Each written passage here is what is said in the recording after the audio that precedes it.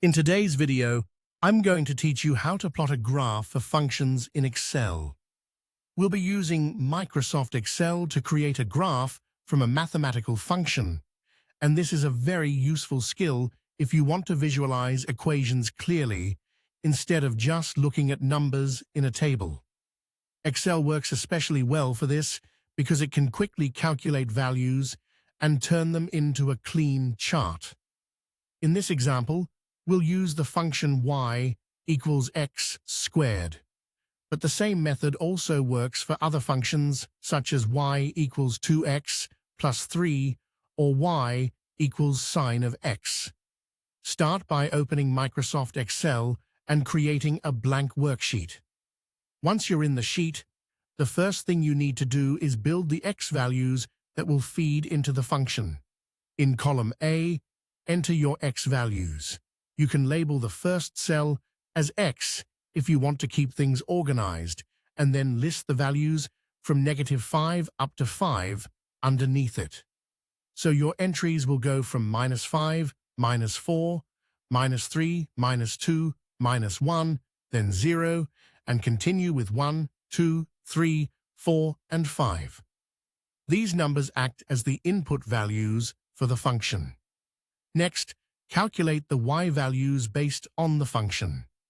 Since we're graphing y equals x squared, click into cell B2 and type the formula equals A2 caret 2. This tells Excel to square the value in cell A2. Press Enter, and Excel will calculate the first y value for you. After that, copy the formula down the rest of the column so each x value gets its corresponding y value automatically. This is one of the biggest advantages of using Excel for graphing functions, because once the formula is set up correctly, the rest of the calculations are fast and consistent.